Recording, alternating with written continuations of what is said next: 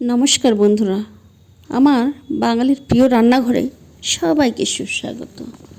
আজকে আমি তোমাদের সামনে রেসিপিটা দেখাবো ঠিকই, কিন্তু আজকে আমি শোনাবো আমার জীবনে ঘটে যাওয়া এক ভয়ঙ্কর ঘটনা।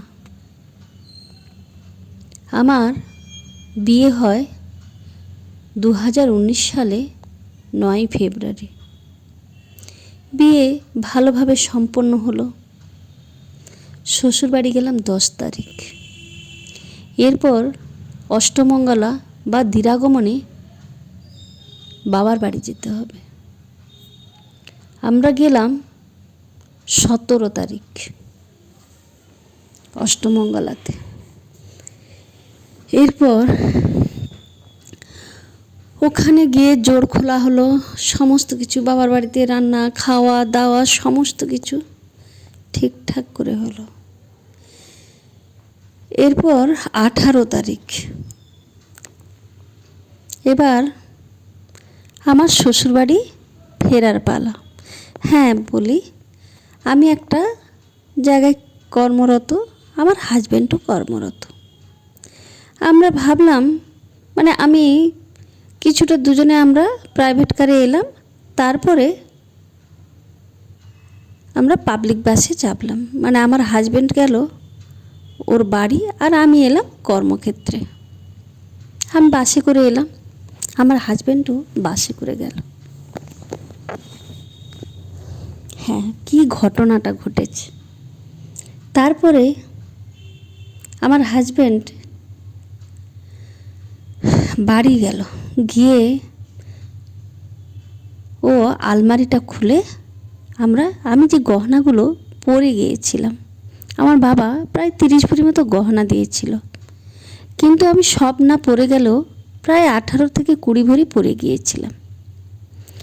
বিয়ের প্রথম বাবার বাড়িতে যাব, কারণ তখন একটু নতুন বউ তো, একটু গহনাগাটি পরে সাজতে সবারই ইচ্ছে করে, সবার মতো আমারও ইচ্ছে করেছিল। কিন্তু ওই যে বলে না, কপালে যদি সুখ না থাকে না, সুখ সহ্য হলো না আমার।